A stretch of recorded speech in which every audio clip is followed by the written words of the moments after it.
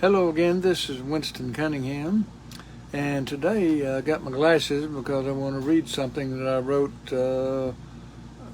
July a year ago. And it's about emotions, and just writing what I understood about emotions. And this is for the development of where most people are.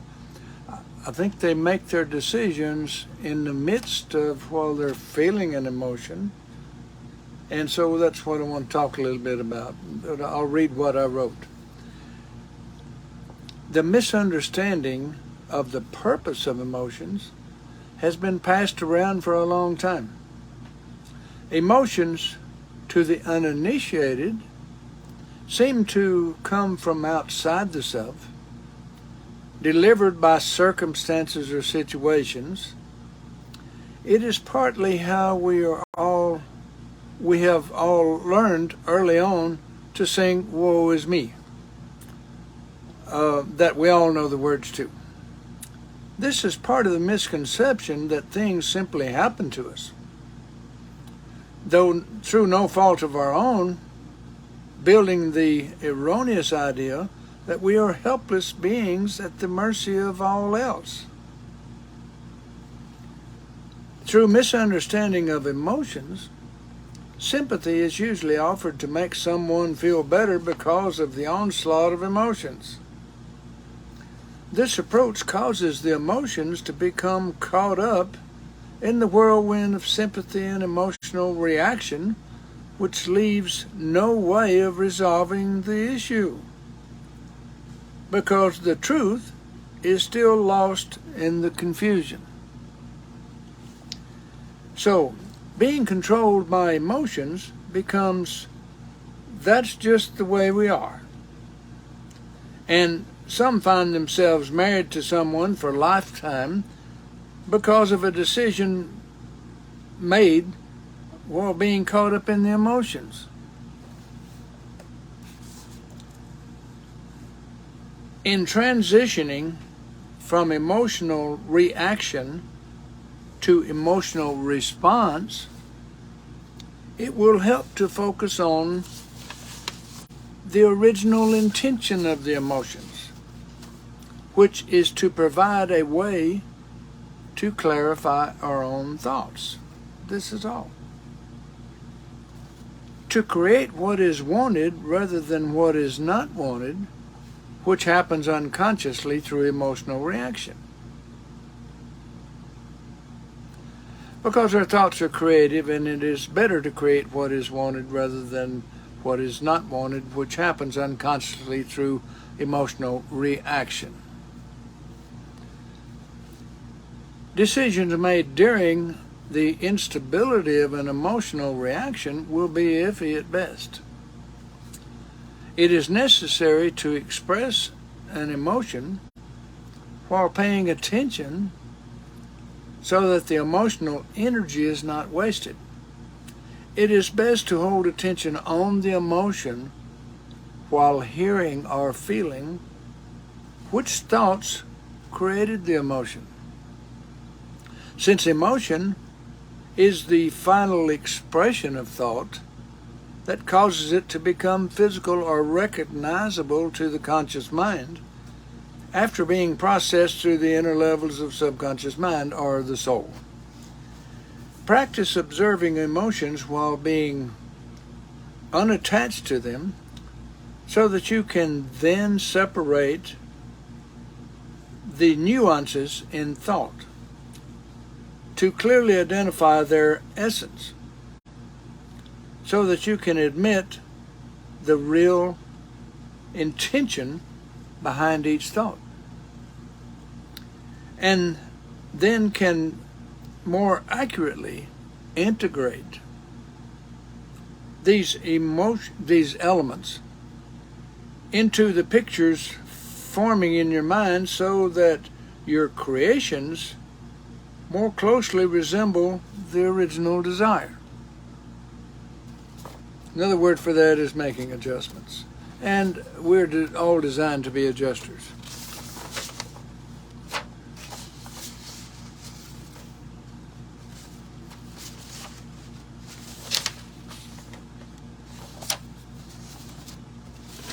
Oh, I lost a page.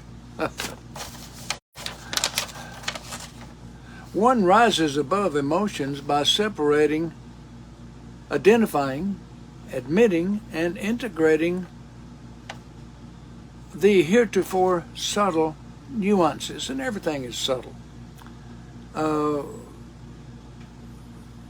Begin to look through the shades of everything, and the distinctions come forth, provided you hold your attention on them.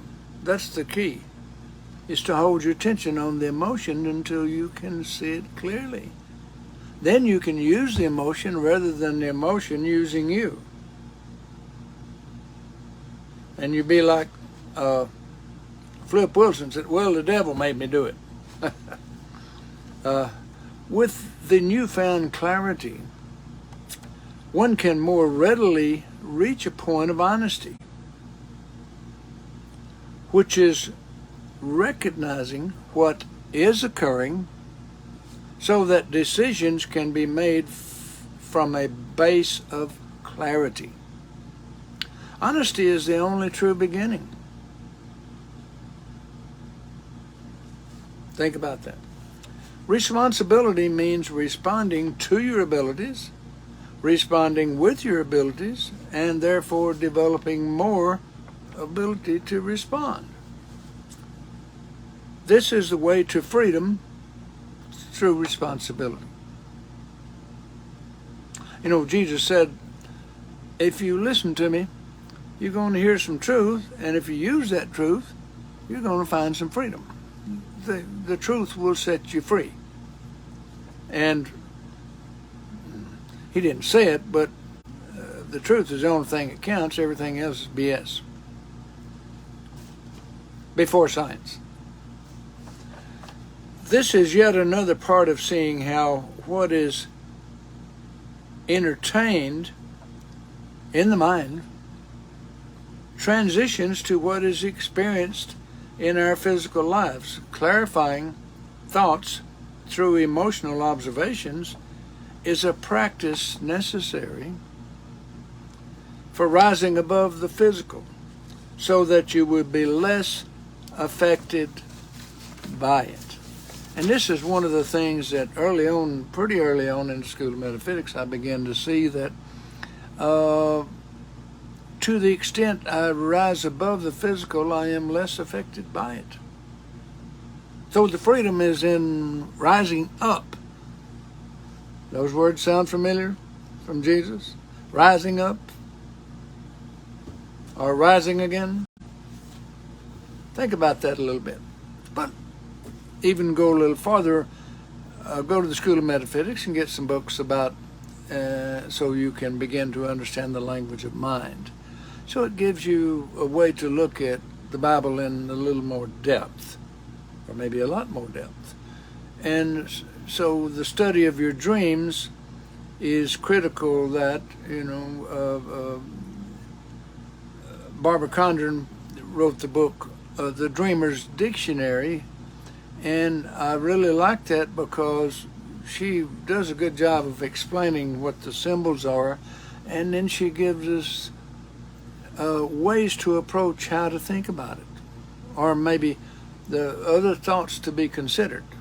And so when I'm working a dream, I keep her book handy, and I refer to it. I also refer to Universal Language of Mind, Matthew Interpreted by Dan Condren. And of course, I keep a copy of Permanent Healing handy. And also, my favorite book is Dreams of the Soul by Dr. Daniel Condren. When I was still a director of this branch school in Memphis when he dropped by, and he was going to be there for a couple of days to take care of some business. But I had a lot of things to do, and he said he left his notes on the kitchen table if I wanted to take a look at them. And so I was busy, but I read some of it. And before he left, he asked me, well, did you read it? I said, well, I read some. And he said, well, I had hoped you had read it. I said, well, what did you think about it? And I said, well, it seemed clear enough to me I thought that's what he's asking. But he said, I'd hoped you'd read it all. But he had a stack of notes this big. So I missed that. And I missed it so much that it would be 15 years from that point, and I was close to my end of my studies at that point, just had a few more months to go. And I didn't know that at the time, though.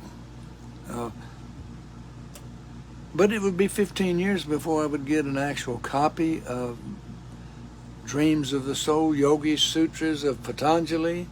And when I started to read that, my mouth fell open. And this became by far my favorite book. And so I use it when I'm working a dream. If I need a little bit more clarity, I'll reach up above my head. And I keep them right in the room where I work my dream. I got the books handy. So I'll intuitively look to see what relates to my dream so I can add a little bit more to it. And I find this really helpful at times, because it will, I don't know if you can do this with any book that you have some faith in, that you like.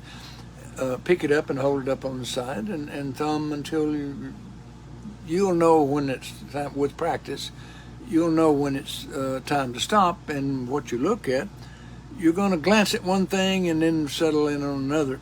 Look at what you glanced at first, because that is what is more likely relating to your question. So I love doing this, and I do a lot of it.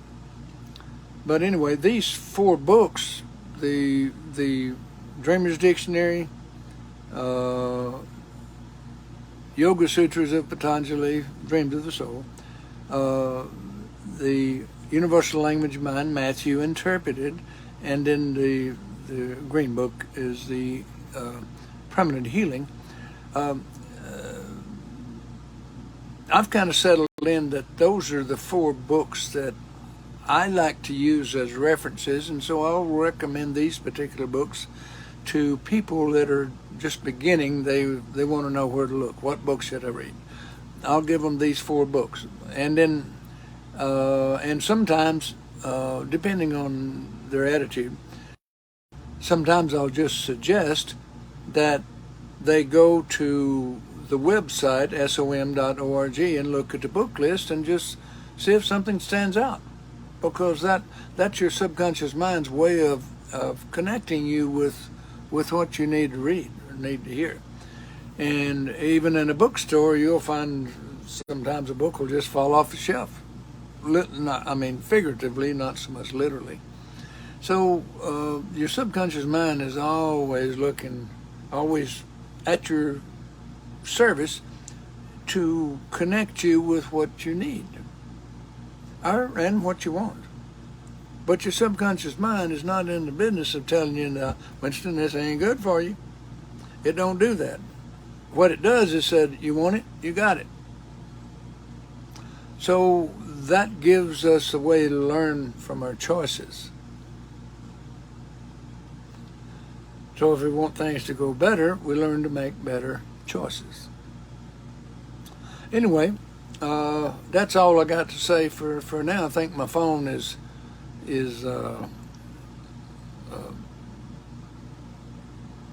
shutting down or something. I don't know, because I'm just learning about the cell phone.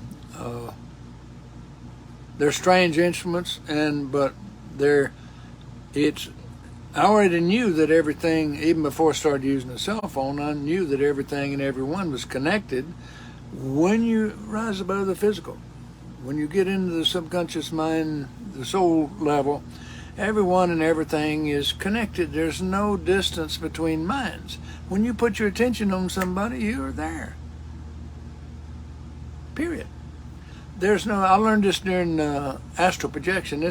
Probably should be another talk, but the thing that stood out with me with astral projection, which was not something I was interested in per se. It was the next lesson at the school. But what I got out of it was that to get from one place to another, one thought is all that's necessary, and there's no lag time like here I go. No. The thought puts me there immediately. No drag time. So that let me know how very powerful my thoughts were. If it could move me from one place to another just with one thought. Now think about that.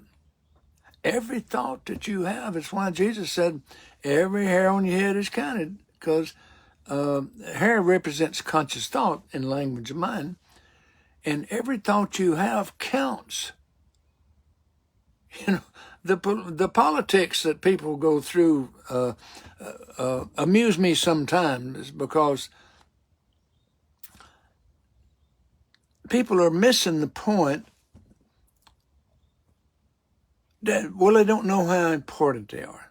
They really don't, because the whole nation is people are pointing at one group. They need to change that. Well, they're all missing the point. The point is that our thoughts combined is what runs the country.